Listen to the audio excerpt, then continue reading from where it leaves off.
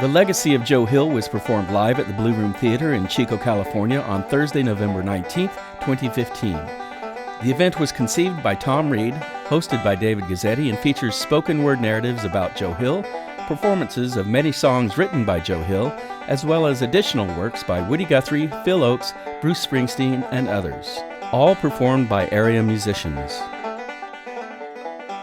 Welcome to the Legacy of Joe Hill.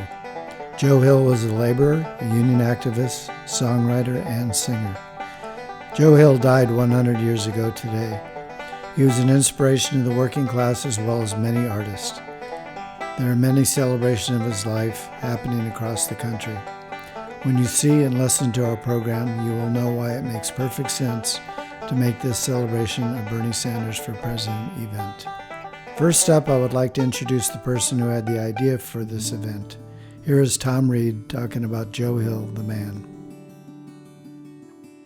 You know, Joe Hill wasn't always Joe Hill.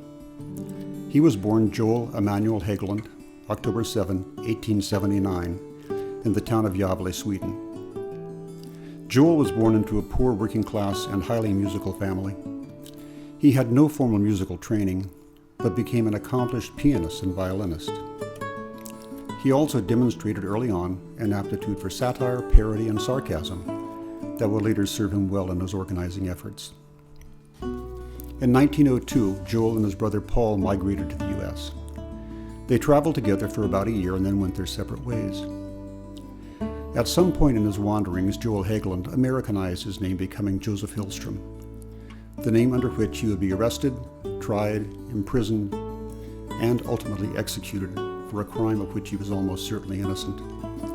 But to his friends, his comrades, his fellow workers in the IWW, and to posterity, he's Joe Hill, radical organizer, agitator, singer-songwriter, and revolutionary martyr. Joe wandered the country, generally moving west. He worked in laundries and bars, in the wheat harvest, on the docks, and in mines. In 1907, he made his way to Portland, Oregon.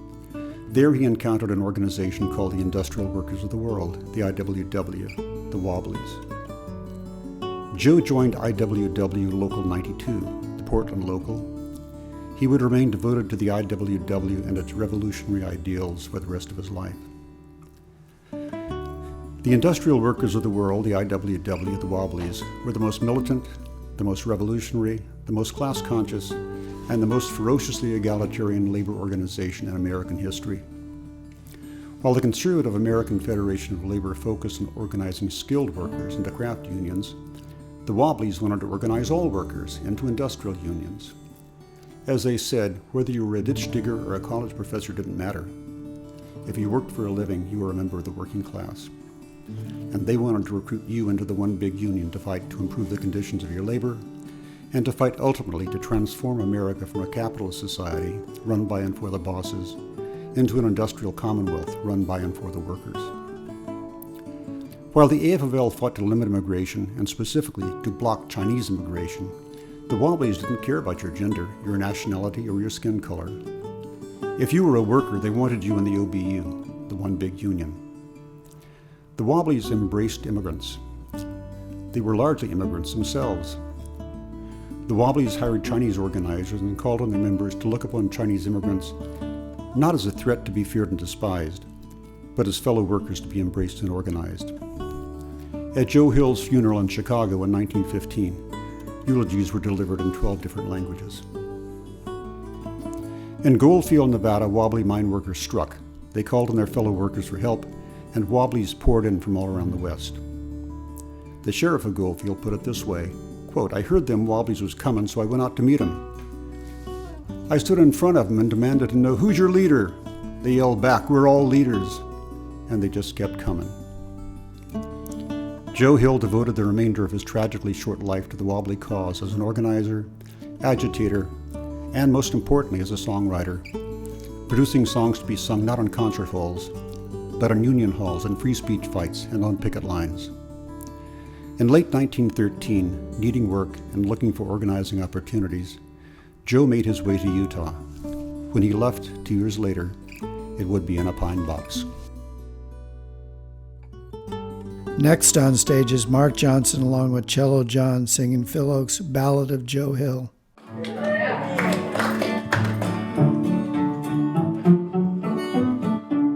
Joe Hill came over from Sweden shore, looking for some work to do.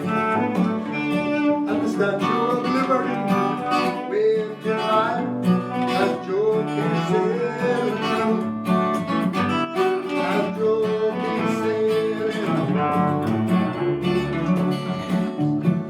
And his clothes were coarse and his hopes were fine, and his headed for the promised land. And it took a few weeks out of work for him to go and understand. Yeah, for him to go and understand. Well, Joe got tired by the Bowery Bar. He met the old saloon, and his rag sailed the bar sounded like the whistle of a drum.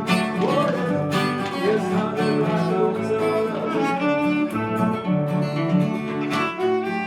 And Joe rode on from job to job, from the dock to the railroad line. And no matter how hungry the hand would go, on the letters he was always doing fine.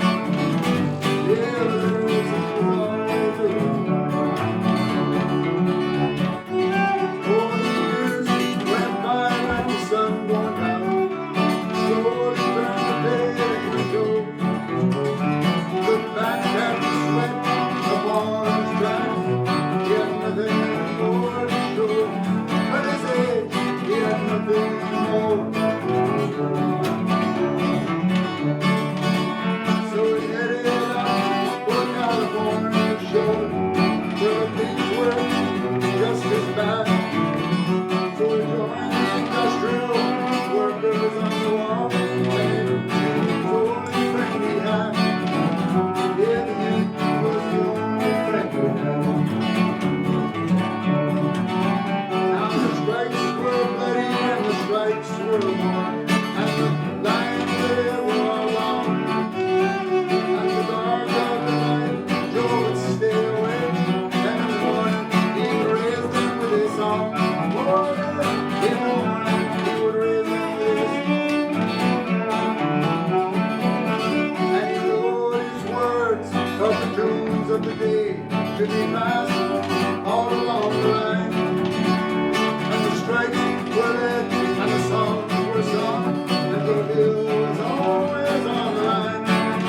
Yeah, Joe Hill was always on the line. Now in Salt Lake City, a murder was made. There was hardly a clue to be found. For the proof was poor and the sheriff was short. Joe Hill was the killer of the crime. Yeah, Joe Hill, he's the killer of the crime. Joe raised his hands, but they shot him down, and he had nothing but guilt to give. It's the doctor and he, and they left him to bleed. He made it 'cause he had the will to live. Oh yeah, he made it 'cause he had the will to live. Then the trial was held in a building of wood, and the killer there would be named. And the days weighed more than the cold copper ore, 'cause he feared that he'd always have been framed. Yes, he feared that he always had been framed. Oh, Utah justice can be had but for you, and Joe was born to summer a little more. If you want this singer in the land, one less singer in the land. Yeah, there's one less singer in the land.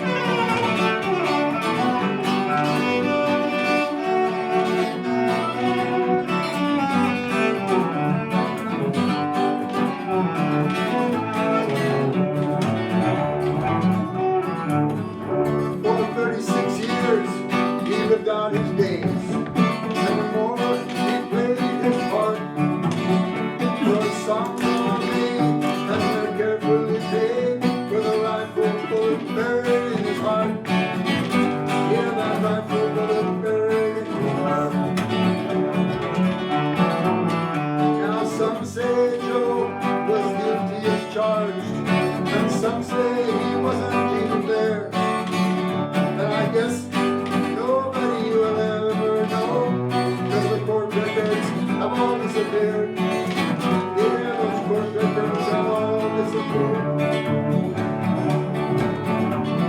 So whenever you go to the Fairland Union Hall, to Dusty North, the words are mine.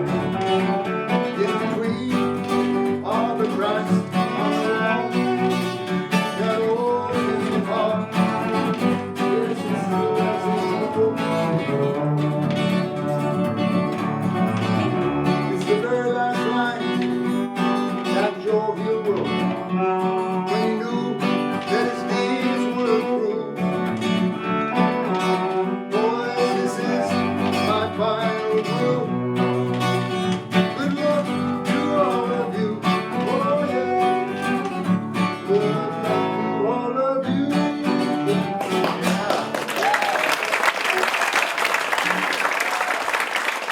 Please welcome Lori Dana and Vera Marie Bridges with Brother Can You Spare a Dime. They said that I was building a dream, and so I followed them on. When there was earth to plow, arms to bear, I was there, just doing my job. They told me that I was building a dream, with peace and glory ahead. So am I waiting in line, waiting for bread. Once I built a railroad, made it run, made it race against time. Once I built a railroad, now it's done. Brother, can you spare a dime? Once I built a tower to the sun, brick and mortar line. Once I built a tower, now it's done. Brother, can you spare a dime? Dressed in khaki suits, gee, we look swell, full of that Yankee Doodly Dum. 1,000 or more boots marching in hell. I was a man with a drum. Oh, say, don't you remember? Call me out. It goes out all the time. Say, don't you remember? I want your pal, but can you spare a dime?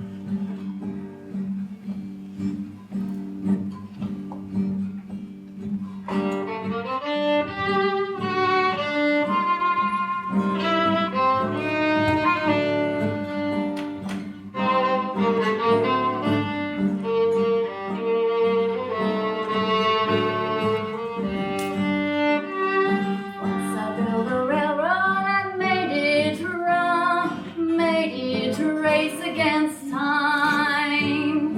Once I built a railroad, now it's done. Brother, can you spare the time?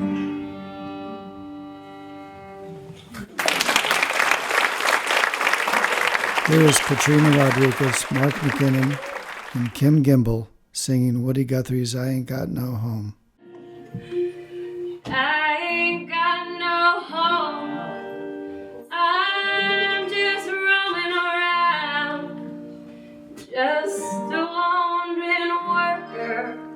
I go from town to town, and the police make it hard wherever I may go, 'cause I ain't got no home in this world anymore.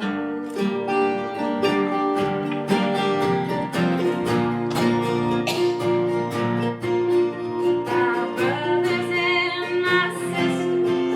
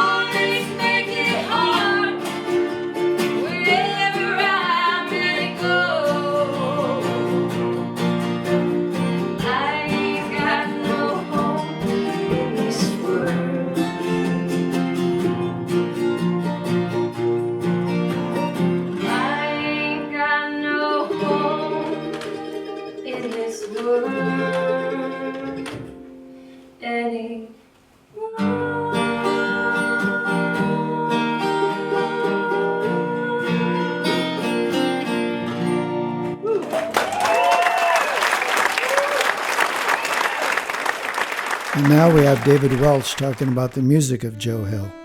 To understand what Joe Hill meant to the Wobblies and the labor movement of his time, one must understand what music meant.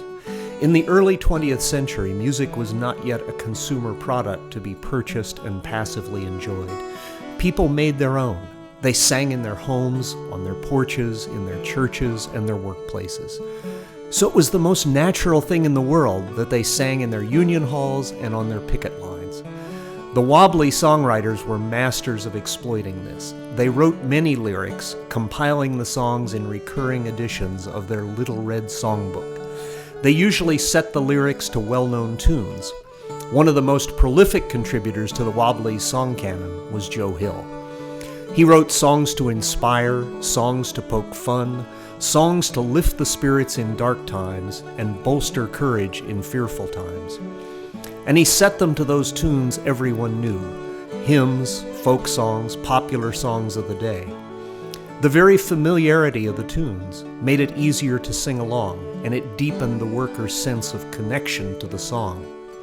Singing together bolstered unity, especially in jails, a place where union members often found themselves in a time when all the mechanisms of the law were blatantly on the side of the boss.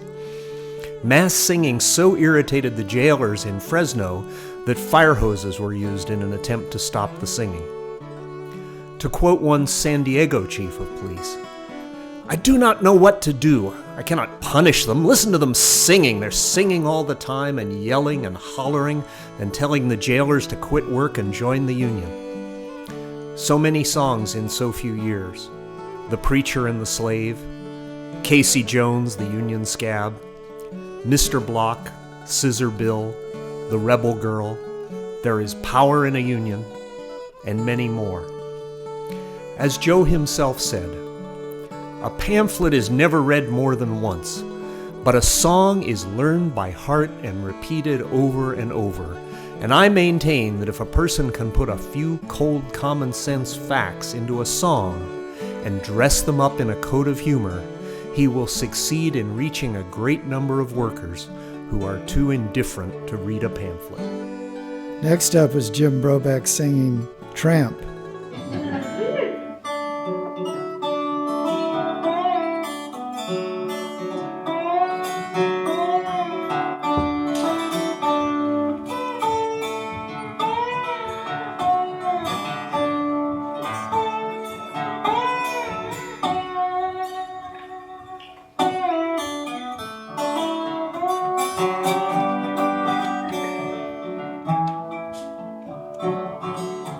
If you all will shut the trap, I will tell you about a chap that was broken up against a tooth-for fair.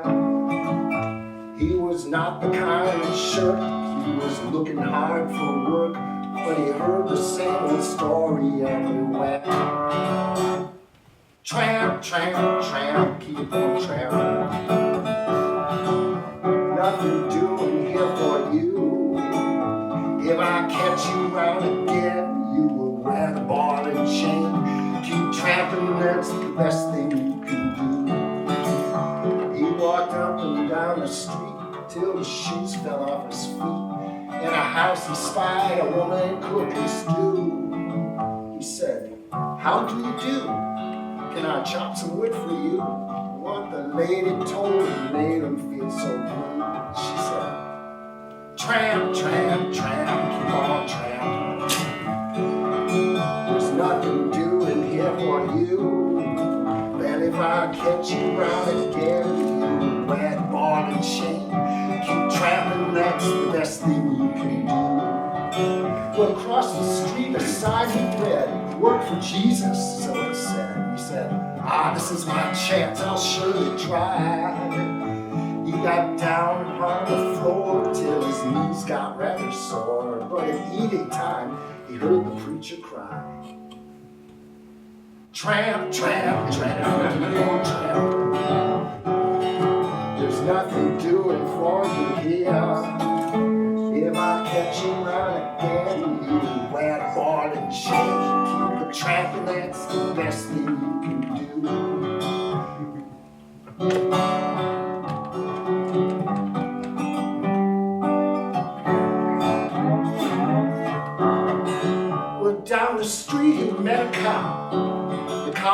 stop. He said, "When did you blow into town? Come with me up to the judge." But the judge said, "Oh, fudge, bums that have no money needn't come around. What you need to do is tramp, tramp, tramp, tramp. There's nothing doing for you here. If I catch you round again, you were rat, ball, and chain. Tramping, that's the best thing you can do." Well, finally came that happy day when his life did pass away. He's sure he'd go to heaven when he died. When he reached the pearly gates, St. Peter, big old skate, slammed the gate right in his face and loudly cried. You know what he said.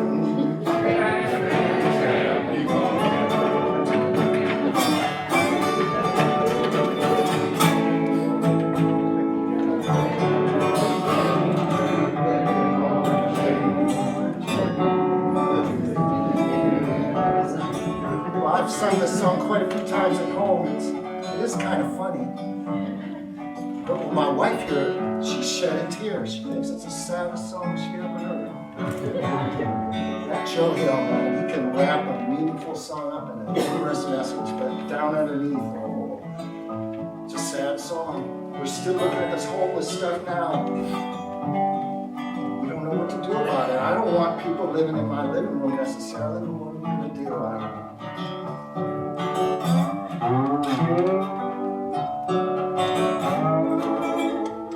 Well, in despair he went to hell, with the devil for to dwell, for the reason he'd no other place to go. And he said, "I'm full of sin, so for Christ's sake let me in." The devil said, "I'll beat it, you're a beau, hobo." He said, "Tramp, tramp, tramp, keep on tramping. There's nothing doing for you here. If I catch you right again, you'll rag a ball and chain. Keep tramping, that's the best thing you can do. Oh, tramping, that's the best thing you can do."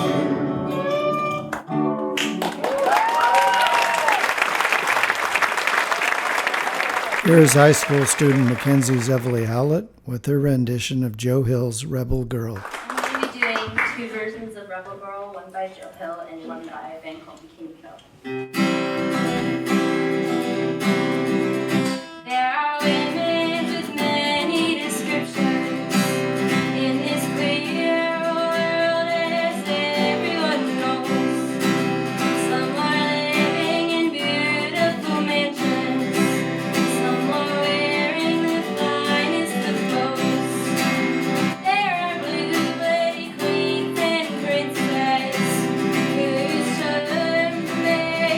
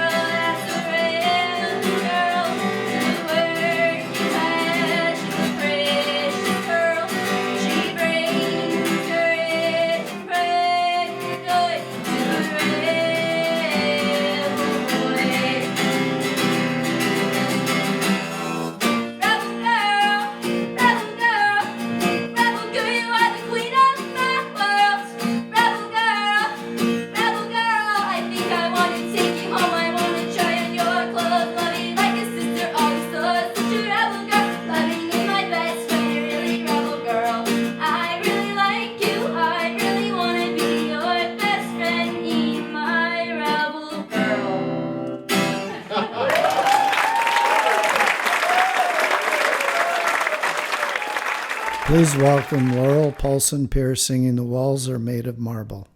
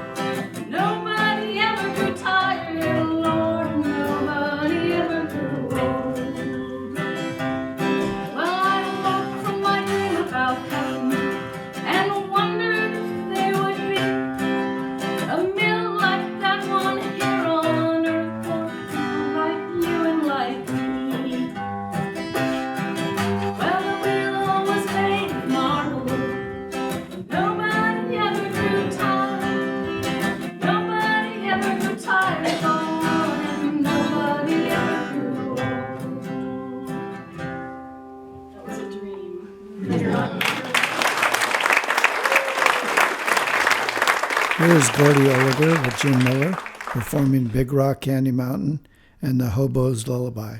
Well, I don't know about this hitching yourself up and tying yourself to a house and a shed and a woman and 3 kids and dragging it through your life. You can do that. Myself, I know where I'm going. I was going to ride the rails. I'm going to hit the grit. I'm going to the Big Rock Candy Mountain where the land is fresh and clear. Ham sandwiches grows on the bushes and everybody's having a beer. Yo! Well, the boxcars they is empty and the railroad bulls is blind. Where don't keep go, where there ain't no snow, where the rain don't rain and the snow don't snow. On the Big Rock Candy Mountain. Yep! Oh, the buzzing of the bees and cigarette trees around the sody water fountain. The lemonade brook where the popcorn cooks by the Big Rock Candy Mountain. At the Big Rock Candy Mountain, well, you don't got to change your socks, and little bits of alcohol come trickling down the rocks. Oh, and the cops, they sure is blind. Well, there's a lake of stew and one of ginger ale too, and you paddle around in a big canoe at the Big Rock Candy Mountain. Yeah.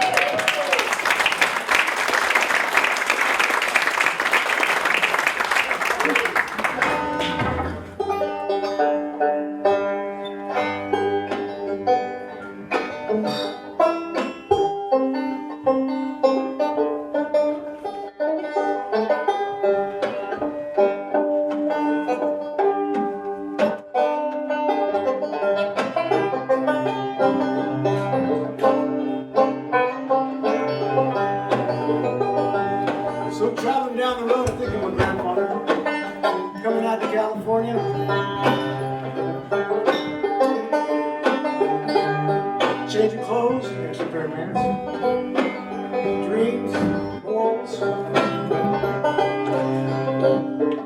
enough to get a better shirt when he gets out of San Francisco. So he looked good, get himself a job.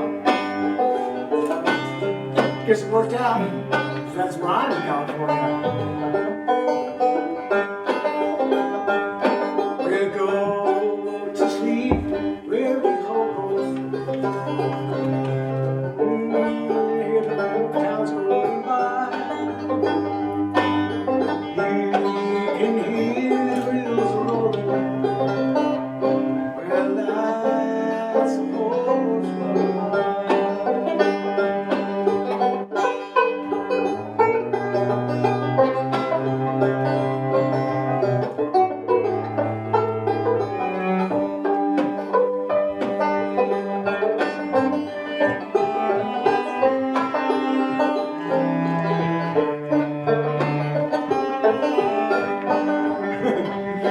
I know the policeman cause you trouble.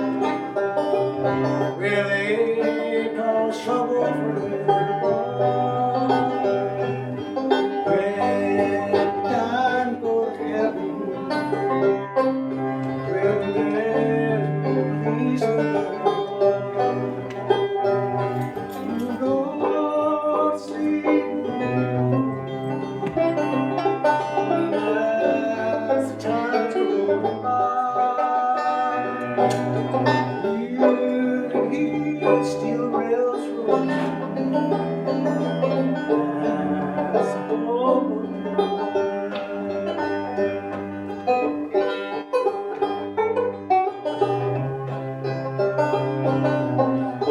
Now I lay me down to sleep. Pray the Lord my soul to keep. And if I die before I wake, pray the Lord my soul to keep. Bless everybody way back home. Bless me on my journey too. Bless Pamela and Floyd, all the little ones. Oh, heck. Bless everybody, Lord. If you got room for it, I figure you do. I'm not going to ask you folks to sing or nothing like that, because nobody wants to do that. Been in this long enough to not know.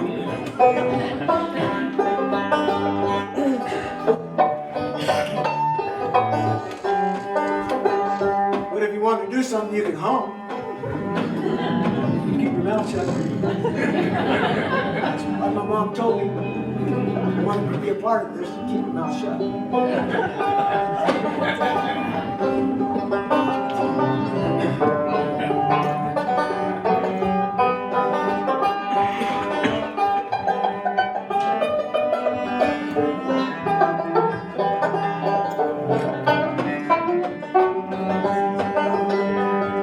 I know your clothes are torn and tattered, and turning gray. When all those things, they don't matter, where you find peace and someday.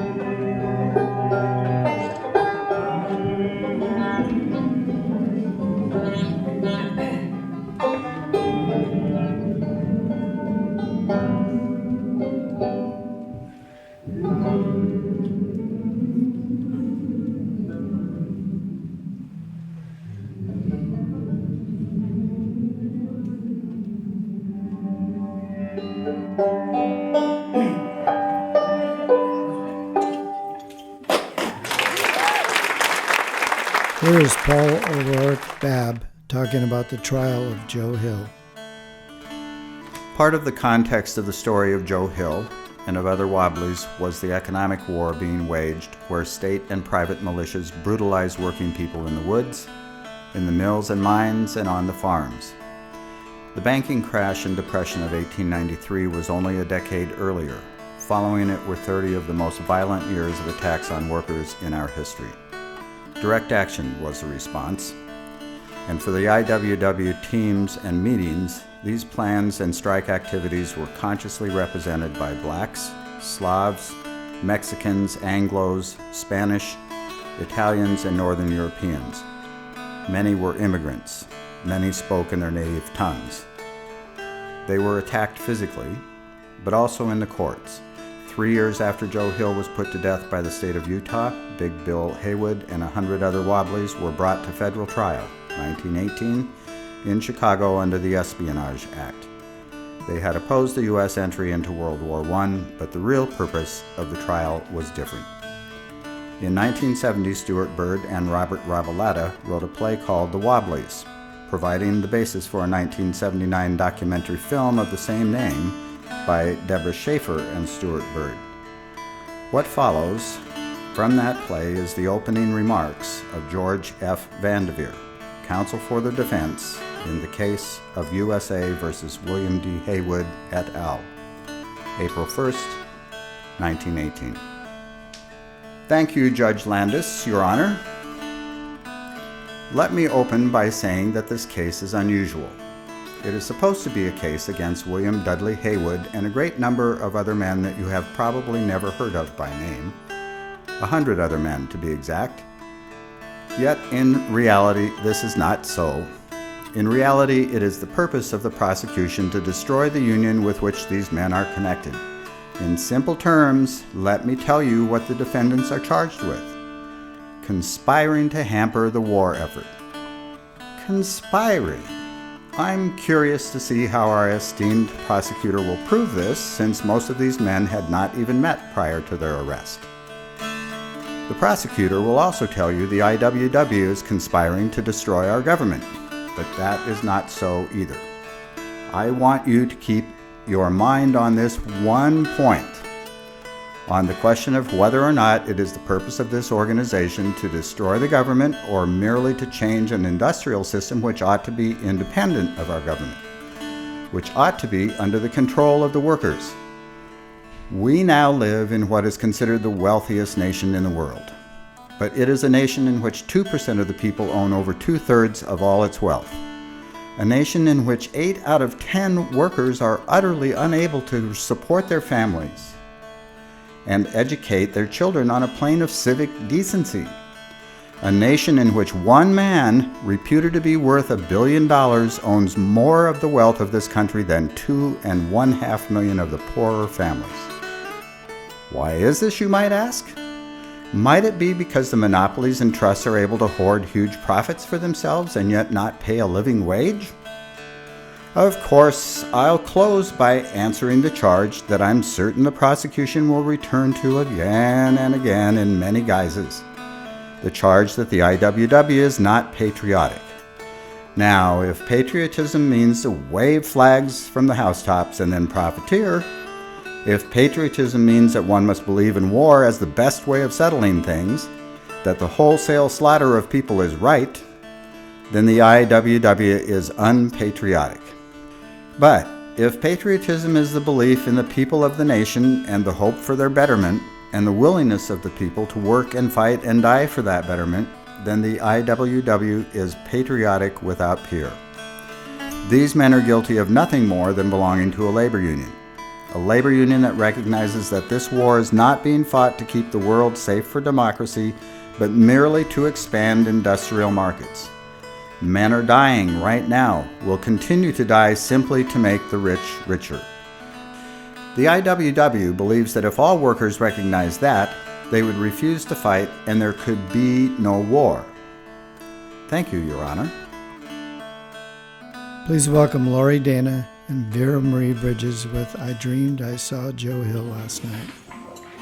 I dreamed I saw Joe Hill last night, alive as you and me. But Joe, I said, 10 years dead, I never died, said he. I never died, said he. The copper bosses killed you, Joe. They shot you, Joe, said I. Takes more than guns to kill a man, said Joe. I did not die. said Joe, I did not die.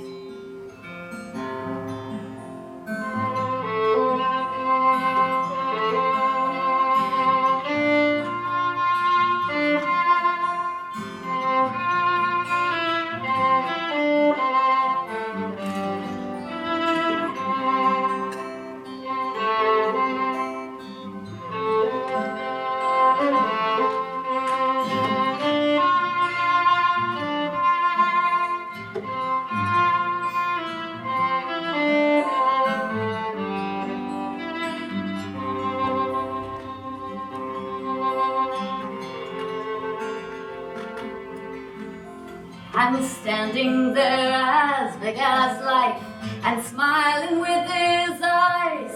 Said Joe, what they could not kill went on to organize, went on to organize.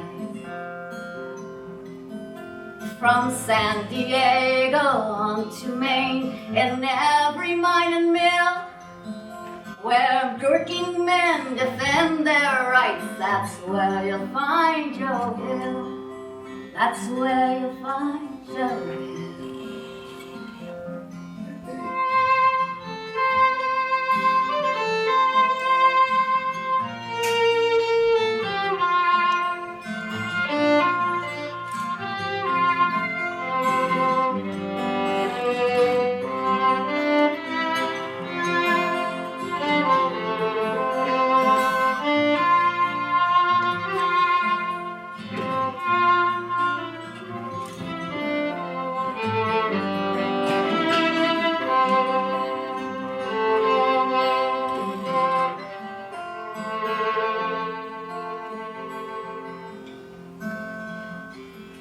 I dreamed I saw Joe Hill last night, alive as you and me.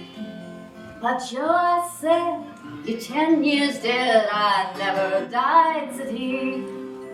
I never died, said he.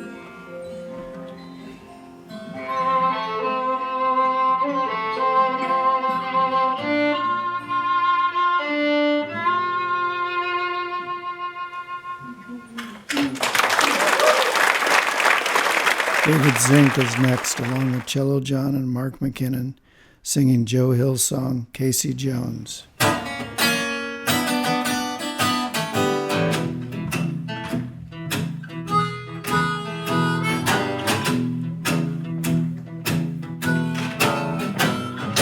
workers on the SP line gonna strike, sent out a call, but Casey Jones, the engineer, you know he wouldn't strike at all. His boiler, it was leaking, its drivers on the bum, his engines and its bearings, they were all out of plumb. Well, Casey Jones, you know, he kept that junk pile running. Casey Jones, he was working double time. Oh, Casey Jones, he got a wooden medal for being good and faithful on the SP line.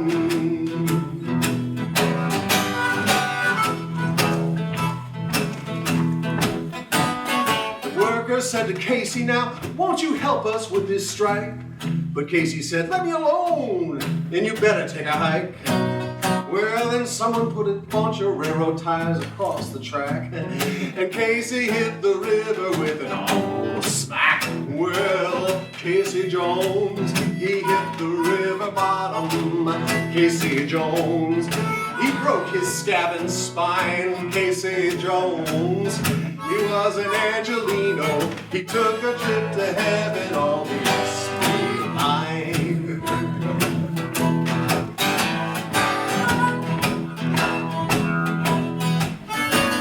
Well, Casey went to heaven, right up to that pearly gate. He said, I'm Casey Jones, the guy that pulled that SP freight. Well, you're just the man, said Peter. Our musicians are on strike, and you got a job of scabbing anytime you like. Well, Casey Jones, he got himself to heaven. Casey Jones, oh yeah, he's doing mighty fine. Yeah, Casey Jones, he went a scabbing on the angels, just like he did the workers on the SP line.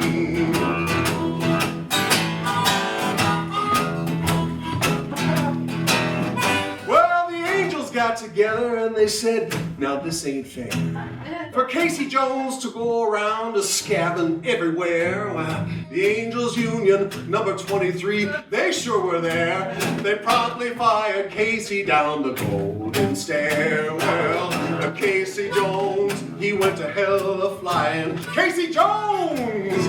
The devil said, oh, fine. Casey Jones, here's a shovel and, oh boy, there's the sulfur. That's what you get for scabbing on the SB9. Well, Casey Jones, now you keep this junk pile running. Casey Jones, now you're working triple time. Casey Jones, oh, he got the devil's medal for being good and faithful on the SB9. For being good and faithful on the SB line.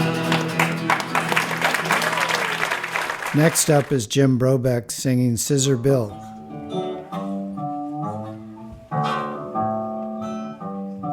Well, you may ramble around the country wherever you will, you'll always run across the same old Scissor Bill. You find him on the desert, he's on the hill, and every mining camp and lumber mill. He looks just like a human, he can eat and walk, but you find out that he isn't when he starts to talk. He says, this is my country, with an honest face. The cops chase him out of every place. Well, Scissor Bill, he is a little dippy. Scissor Bill, he has a funny face. Scissor Bill should drown in Mississippi. He is the missing link that Darwin tried to trace.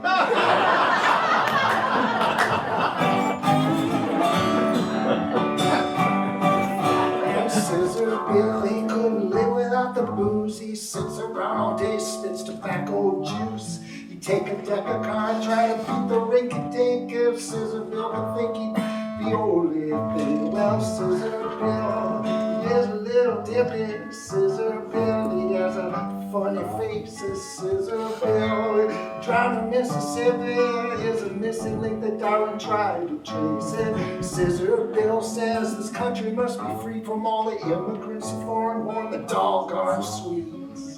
Says that every cop would be a native son if it wasn't for the Irishmen, those son of a guns. Well, Scissor Bill, the foreigners is cussing. Scissor Bill said, I hate the super loons. Scissor Bill is down on everybody from the Hottentots, the Asians, and the man in the moon.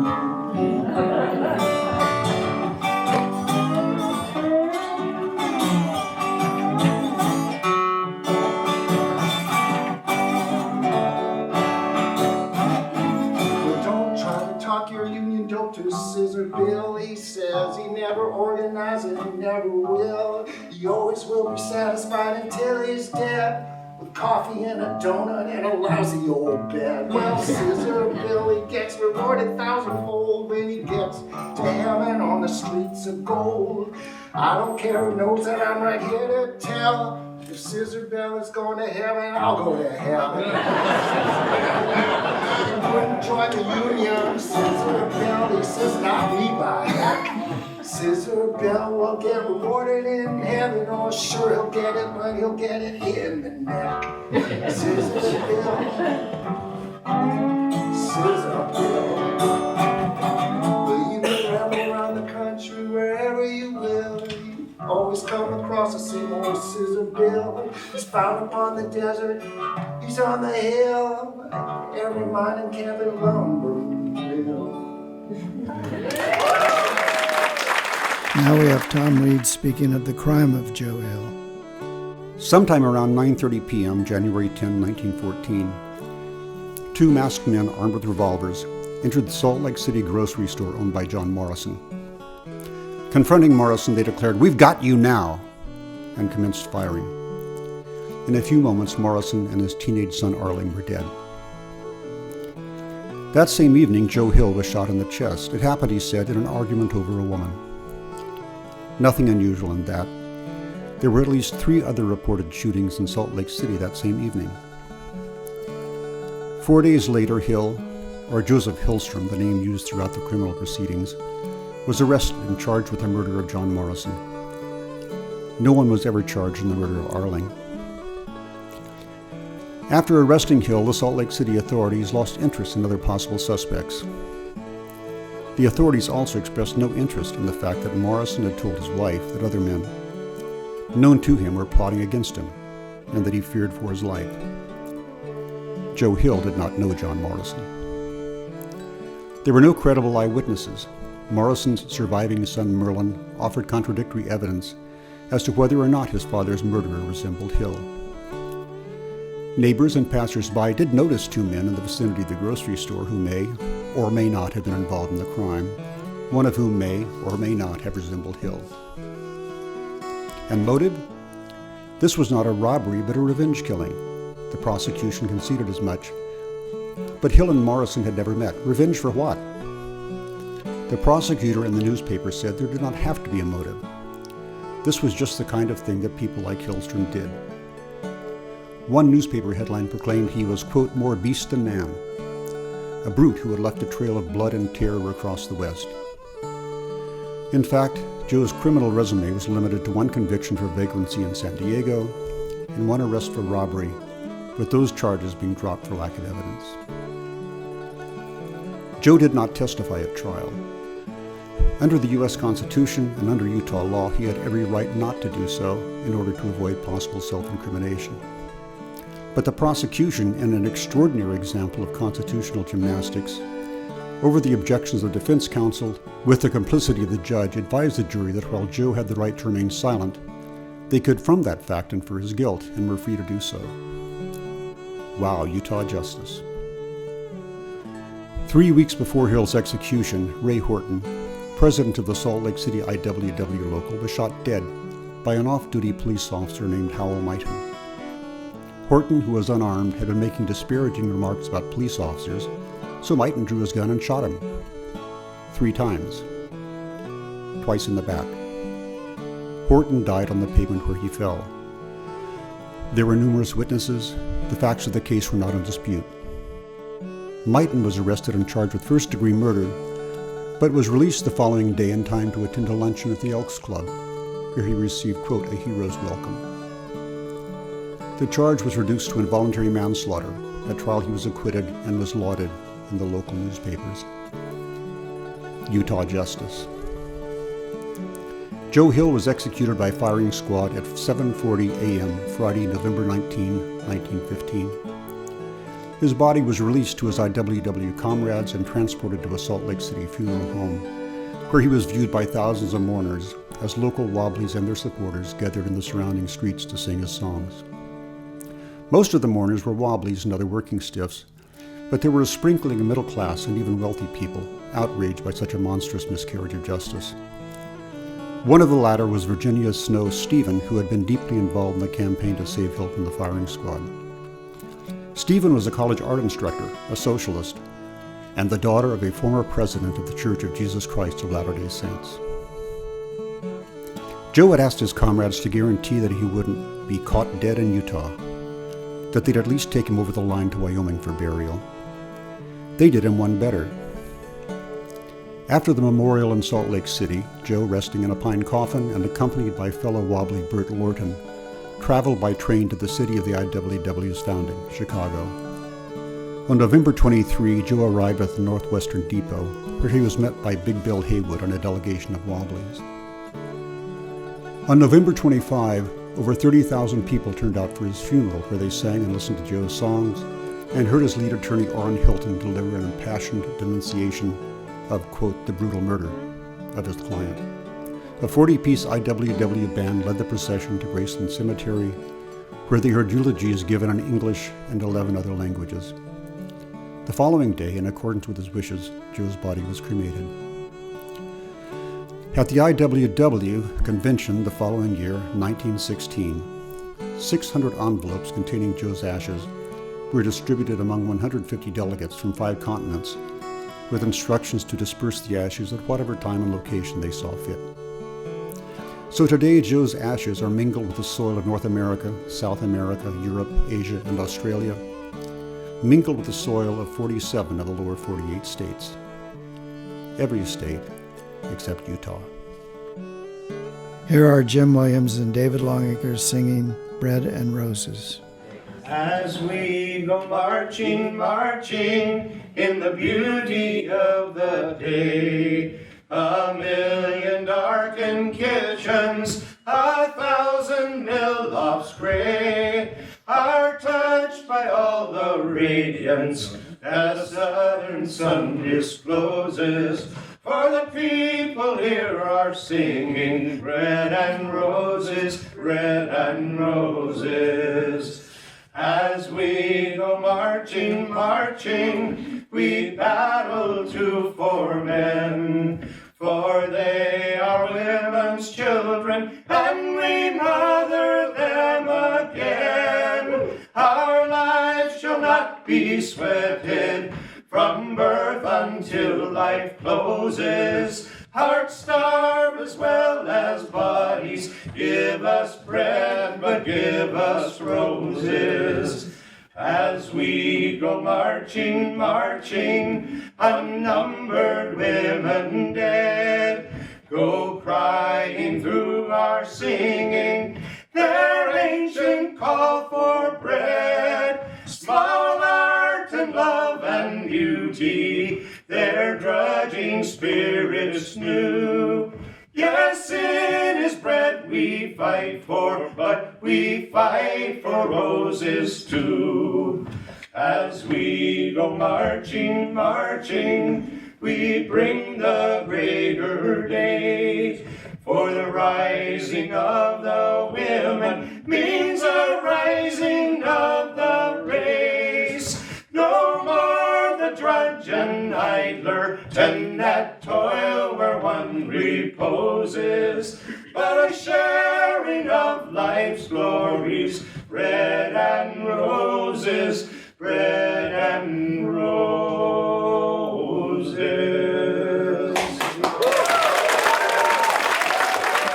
Please welcome Laurel Paulson Pierce singing Step by Step.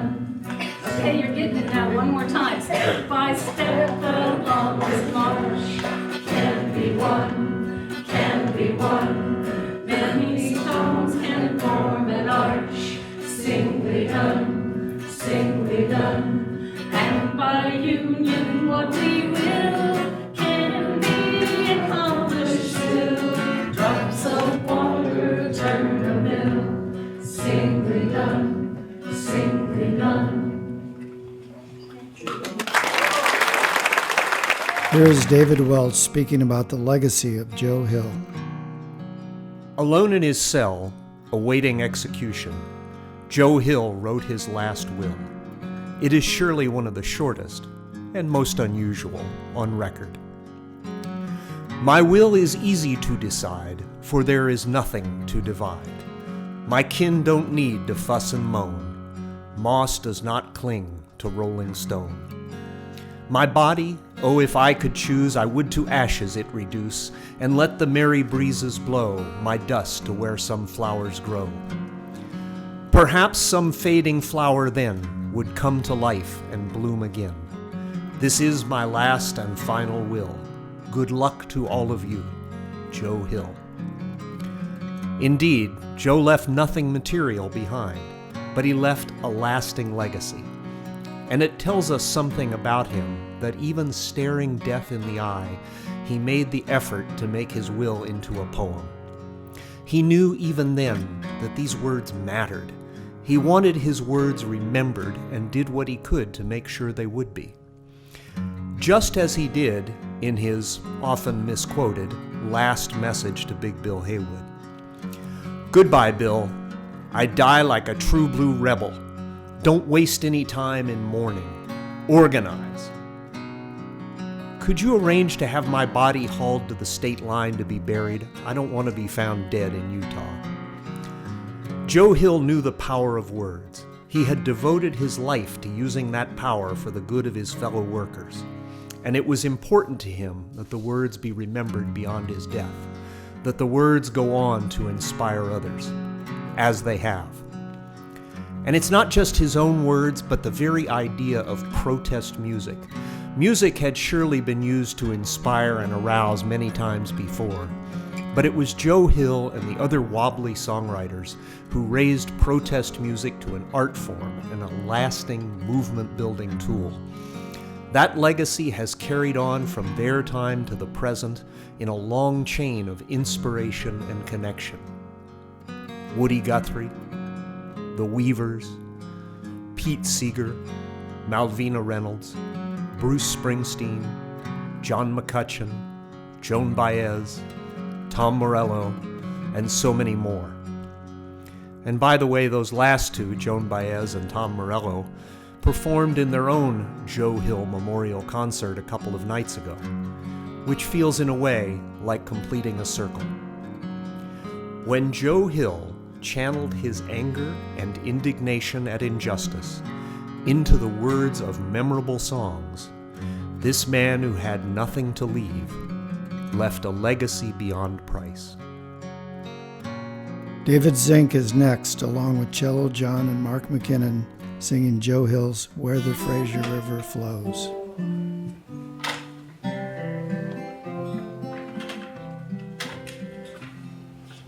Fellow workers, pay attention to what I'm going to mention, for it is the clear contention of the workers of the world that we should all be ready, true-hearted, brave, and steady, for to rally round the standard when the Union flag's unfurled.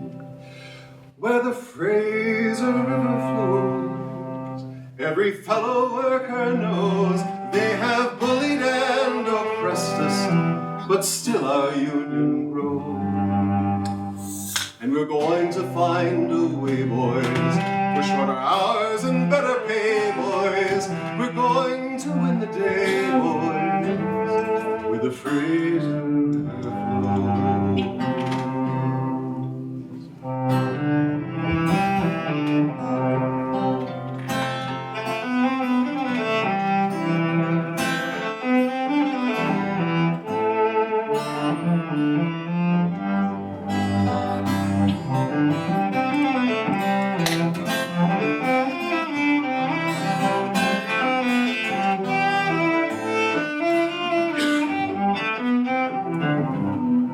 Now the boss, the law is stretching, scabs and goons he's fetching, and they are a sad collection, as Jesus only knows.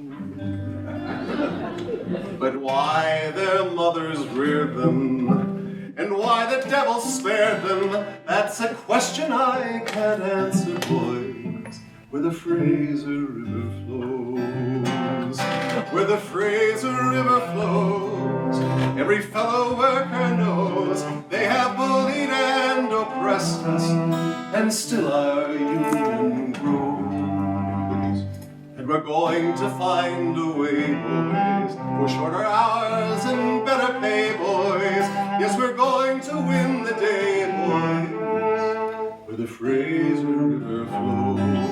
Yes, we're going to win the day, boys, where the Fraser River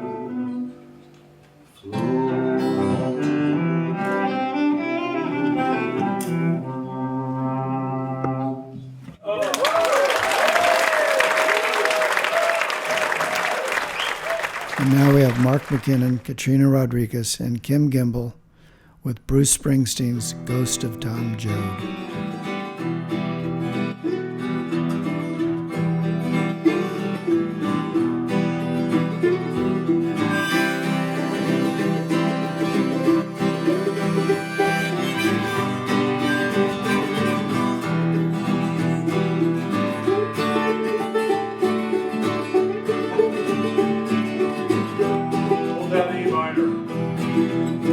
Van Morrison do this one time in Fillmore when he came out with the wrong key. His harmonica. I didn't do that, but I have it reversed in the wrong position. It's really beautiful when you do it in front of witnesses. It's really not a stage program. Put it back. Let's see.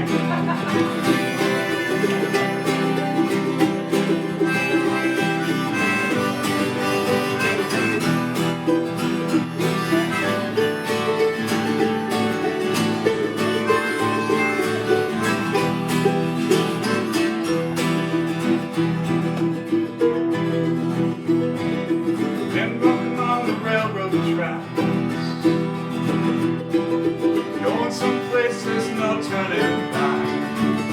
Highway patrol chopper coming up over the ridge.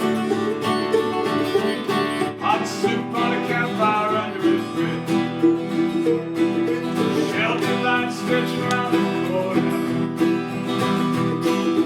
Welcome to the new world order. Family sleeping in the cars in the southwest.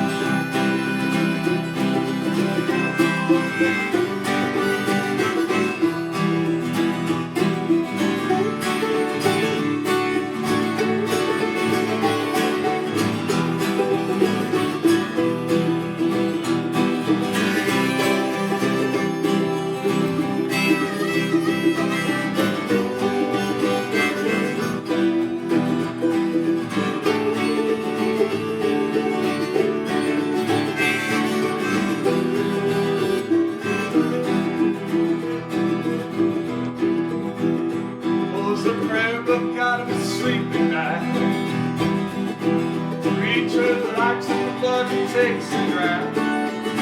Big point the last shabby person, first shabby glad. Hardwood blocks in the underground. Got a one-way ticket to the promised land. Got a hole in your belly and you got in your hand. Sleeping on a pillow of solid rock. Bathing in the city out the night.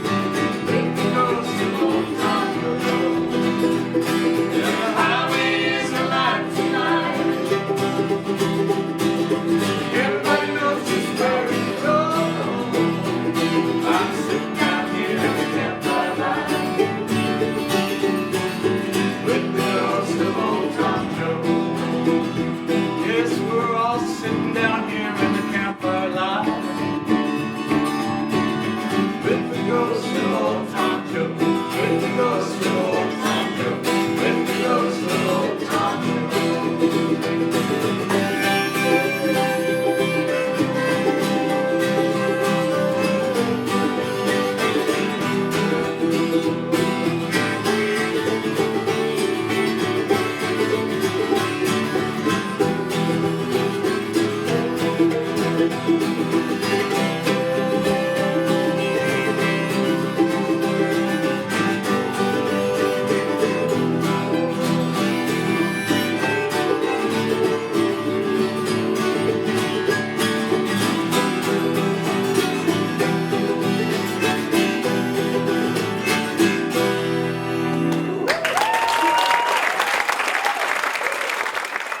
Here is Tom Reed making the connection between Joe Hill and Bernie Sanders.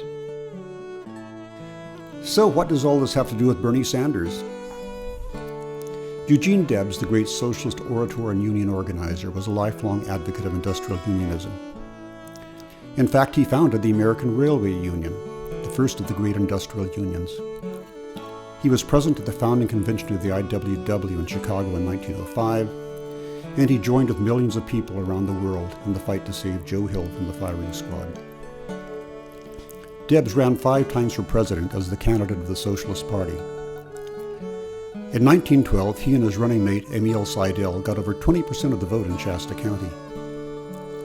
Imagine that, over 20% of the voters in Reading casting their ballots for a candidate whose platform called for the abolition of capitalism and the establishment of a cooperative commonwealth. Bet you never learned that in high school.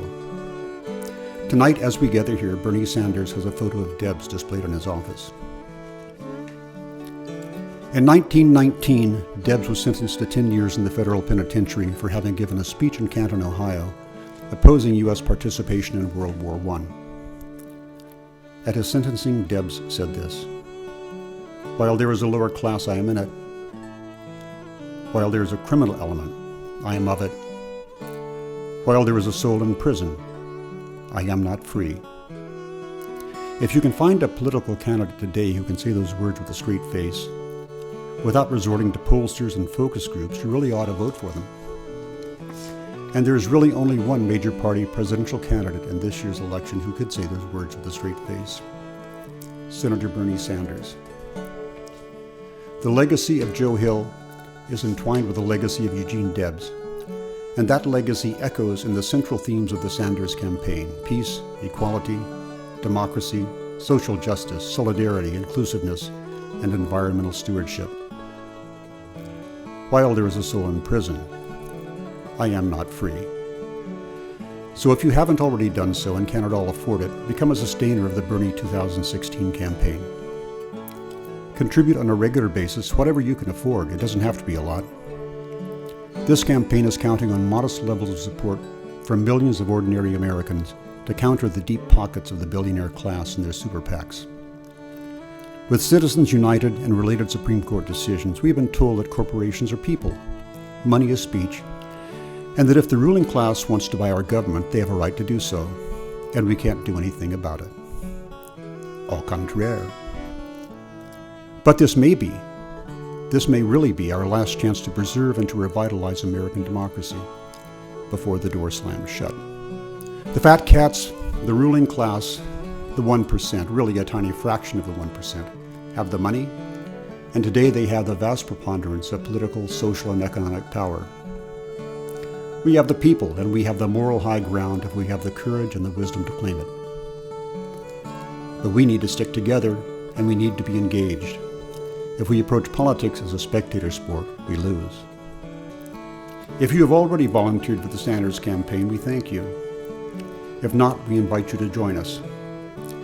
You can call me, Tom Reed, at 530-966-3414.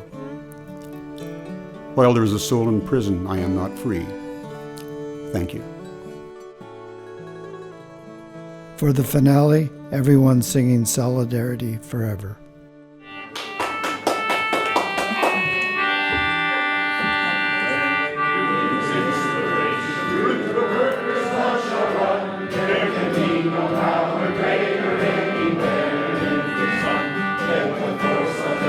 Weaker